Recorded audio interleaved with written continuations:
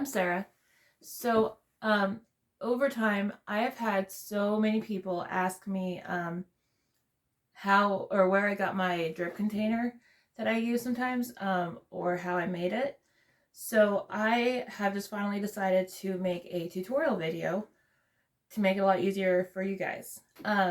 This is going to be a longer video, but if you want to um, jump forward or skip around to different specific parts of the video, then look in the description below, and I have put timestamps with a description of like each chapter to make that easier for you. Okay, now first of all, you might be wondering what a drip container is. A drip container is a plastic container designed to both elevate your canvas and also catch/contain all of the runoff paint while you are doing acrylic pouring. Okay, so this is what it looks like without a canvas on top of it. All right, it's made of a plastic container, and then I use 2 wooden dowel rods for mine. They're covered in paint now, but okay, so that's what it is. Another benefit to using that, see, and it just sets in there perfectly. Another benefit to using a drip container is it's a great way to get acrylic skins, because once the paint dries on the bottom of these, then it peels off so easily, and it's nice and smooth, and it's like it just makes perfect skins. And so that's another benefit to using it. And then one more thing, you can also use the lid that came with it. Well, this one doesn't go to that, but you can use the lid that came with it to sit on top while it's drying, and then boom, you have your painting protected. If you don't have another way, you know, if you don't have another like place to put your canvases while they're drying or anything, so that they're protected, this is an option of what you could do. I would leave it cracked, honestly, a little bit and not seal it shut all the way to help a tiny bit of airflow get in there, because otherwise it will take forever to dry. Trust me, it will take forever. And you don't want it to dry too fast, but you also don't want to have to be waiting eons for it to dry. So, all right. So let me get this out of the way real quick, and then I will show you exactly what materials you need to make one of these, okay? All right, what you will need is a large, shallow plastic storage tote or storage container like this. I got this one for $6 at Walmart. It was really cheap, okay?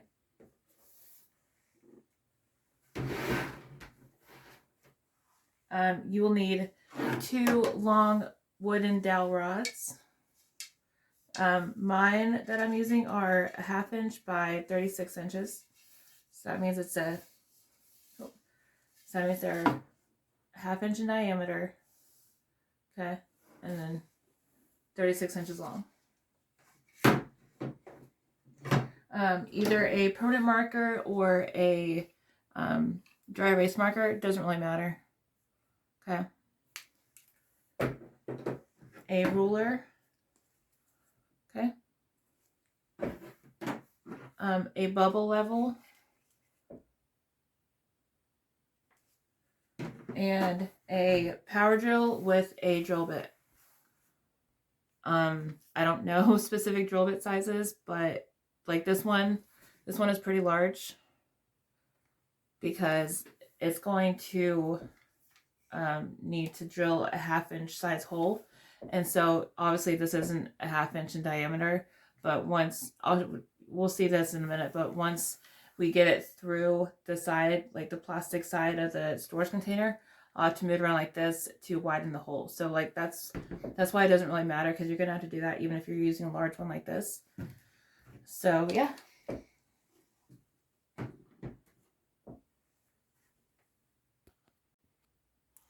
Okay, so step 1. We are going to have to drill holes on the smaller sides of the box to put the dowel rods through. But you don't just want to start drilling willy-nilly without measuring and marking exactly where you're going to put the holes first, because if you do, then it will be very, very easy for you to place your dowel rods unevenly, either one higher than the other, or them just not spaced completely parallel from each other, not the exact same distance apart, which ultimately means that your canvas will not be level while you're painting, or even worse, if you leave it there while it's drying, then your paint could tilt off to one side, which has happened to me before. And nobody wants all their hard work to get ruined. So here's how you need to measure. There are lots of brands of these plastic storage containers. They're not all built the same. They don't all look the same. And there's a couple different ways you can go about this. But I'll show you this. I've pretty much done it this way for all three of mine, because I have two other ones that I made. And so let me show you just how I'm going to do it for this one, and then you can kind of make adjustments based on your particular storage box if you need to. Okay, so I don't know if you, hopefully you can see a little bit, but right here, like, it has the handle, and then it has like a lip right there. You want to find the very center of that side. You want to mark that. And so what I did is I placed the ruler inside that lip. It's just over 2 inches, which is like, yeah, it's just over 2 inches. Sorry, this is moving around a lot. And so basically what I did, see that line, this black line that I marked? Kind of faded now, but that is exactly in the middle of the ruler when I placed it on both sides. And so that's how I found the center. I'm going to mark it one more time so you can actually see it.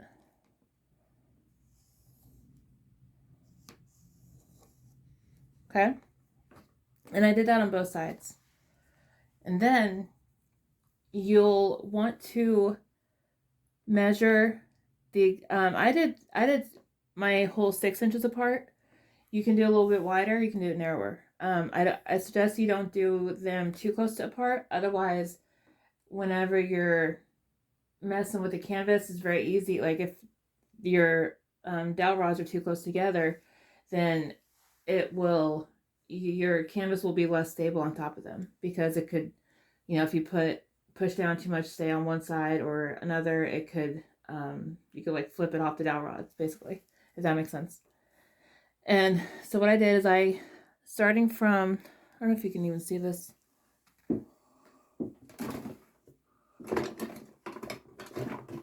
One second.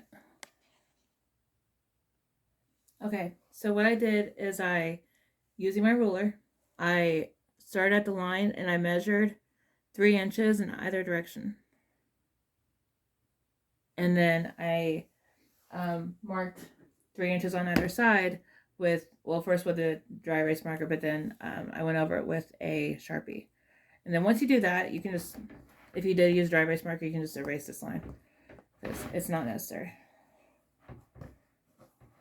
Or if you did use Sharpie to make that line, you want to know something cool? This isn't entirely related to the drip container, but it is handy. Okay, so I just did that with Sharpie. Okay, which is permanent, obviously. Okay, well, it hasn't dried yet, but okay. You can get that off like this by coloring over it with a dry erase marker of any color, doesn't matter. And it'll wipe right off. Okay. And then you'll want to do the exact same thing on the same side. Okay. Which I've already done. Save time. And then once you have your holes marked, kind of take a look at them and make sure that they look like They are in the same spot on each side. And it also helps to measure the distance between them one more time. And you'll want to make sure that they are the exact same, that they are like the exact same distance from the bottom, basically, which is why I place mine directly under this little lip right here, because that's an easy way to know for sure without even having to measure from the bottom, that they are the exact same height from the bottom, if that makes sense. So you can use your ruler to measure it one more time. 6.5 and 6.5. All right. Okay. And now it's the part where you will start drilling. I found out that it helps if you, instead of just like holding it right here, push out from the inside right here. Obviously, don't get your fingers in the way, but push out, because that will help the drill bit push through the plastic quicker than, because it's going to be pushing in, and having your hand for pushing out the opposite way will just help the drill bit push through faster. Okay. So here we go.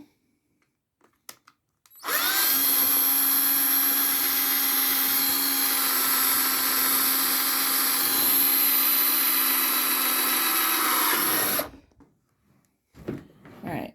See, it's in.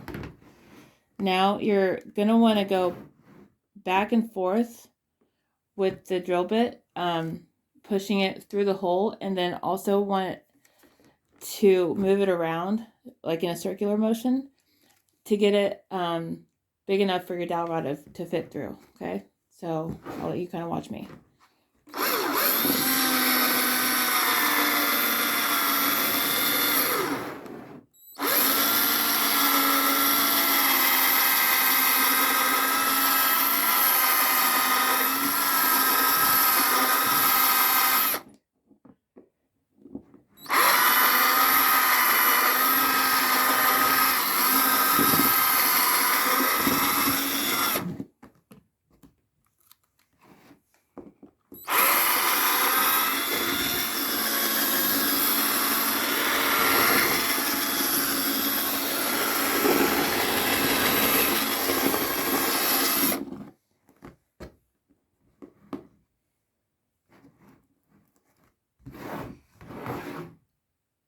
Okay.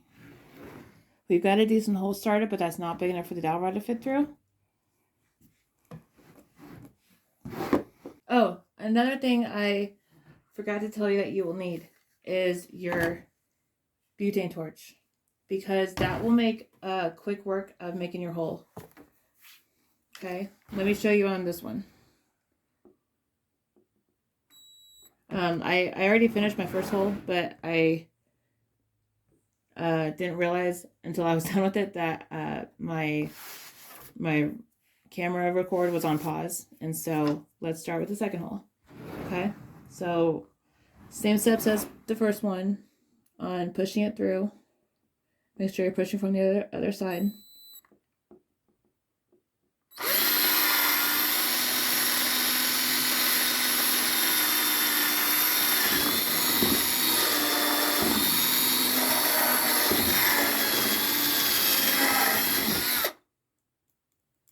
Okay.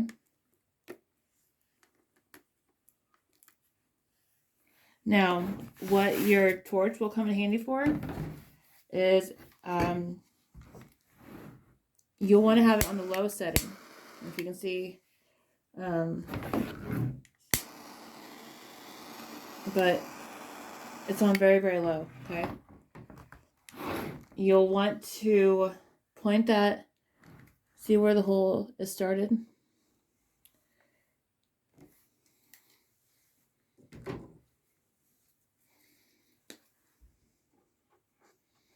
Okay, that's where my hole is started. It's clear, so I did that to help you see it. you'll want to, you don't have to hold it there for very long, but point your torch directly at that hole and light it. That's all it takes. It'll soften that plastic, and then keep drilling that hole until it's big enough.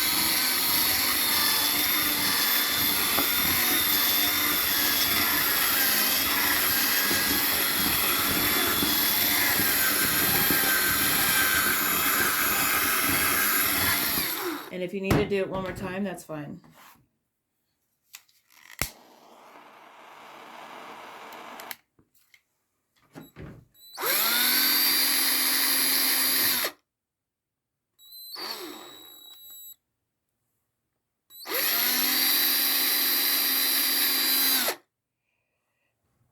All right, I think that's big enough. Let's see. That's perfect. Yeah, that is perfect. And check this one more time. Yep, perfect. And you don't want the hole to be too big. You want, because you don't want the dowel rod to move around once it's in place.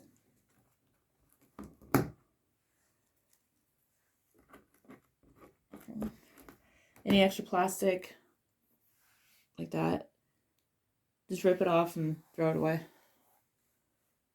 Okay. And so I'm going to do the same thing on the other side. So I've got all 4 holes drilled. Now you're gonna want to put your dowel rods through. So push it through like that. If it's tight and it's hard to squeeze through, that's a good thing, as long as it does fit. Okay.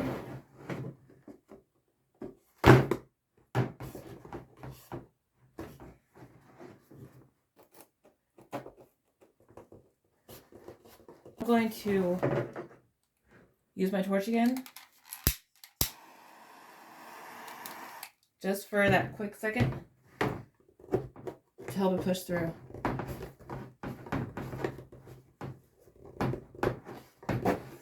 And it worked.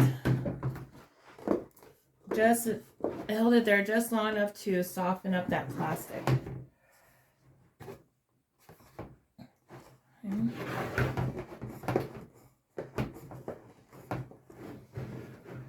So we've got one in place. Now we're going to want to do the other.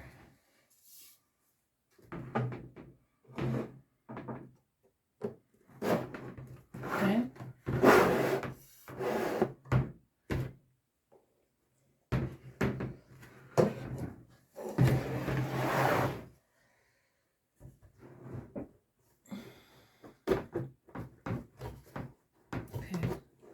I'm going to soften up this hole again with the torch.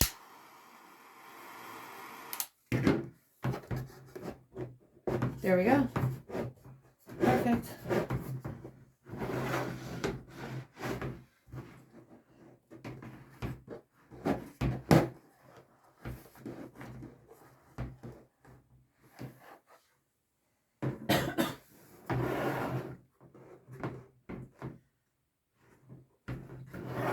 Now, there you have it. Now, remember earlier I told you that you're going to need a bubble level? This is what you're going to need it for. You want to use it to make sure that your dowel rods are completely level. Let me take you in for a close-up to show you.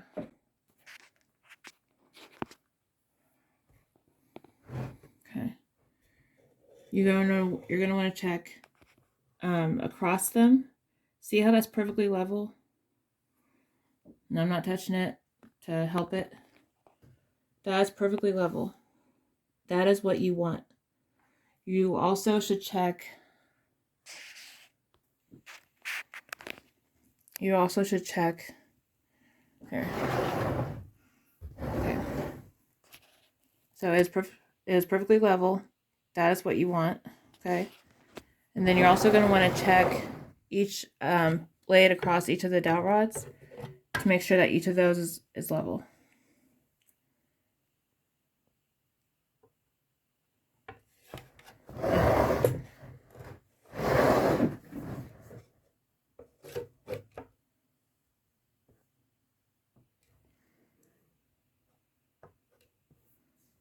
Okay. Can you see that? That's within the lines. I'm happy enough about that.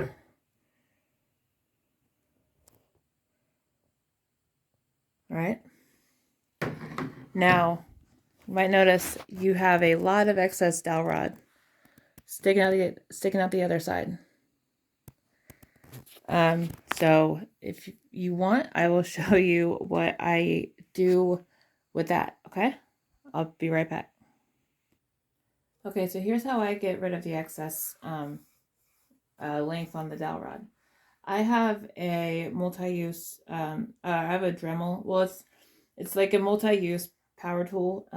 But mine isn't a name brand Dremel. It's an off-brand one that I got from Harbor Freight in the U.S.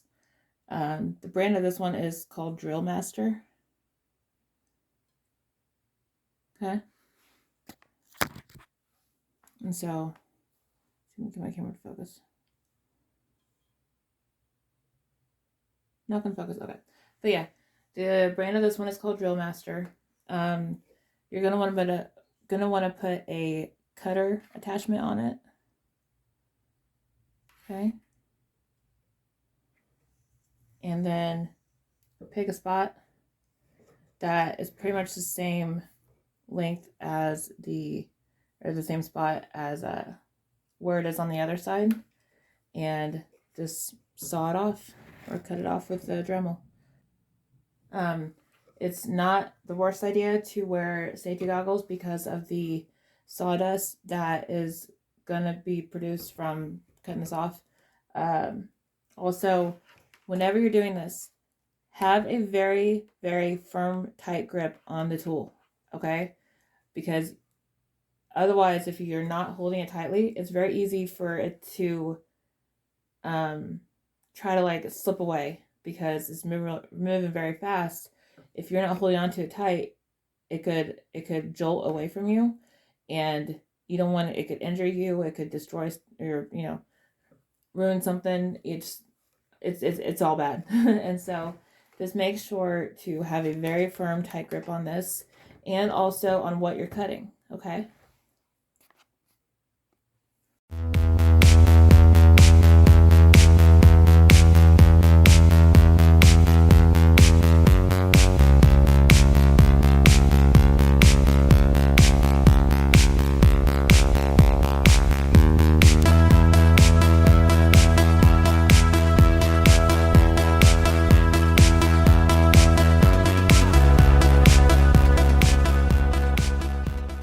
Just sand this part down because you don't want it to stay jagged, because that's just making it really easy for you to hurt yourself. Just take a sanding sponge.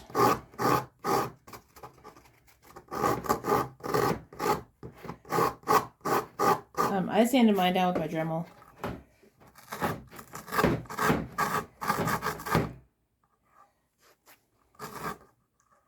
But because it does sand down a lot better and nicer. But I don't want to have to take the time to switch to my attachments right now. So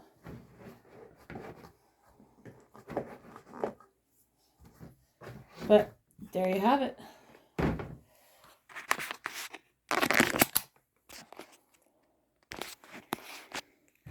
Now you have your nice new drip container to contain the mess, make skins, whatever. Okay. I hope this was helpful. Please leave a comment. Let me know if it was. I would really appreciate it. And please subscribe and go to the description if you want to find a link to my artist Facebook page, and follow me on there if you'd like. All right. Have a good day, guys. Thank you for checking me out.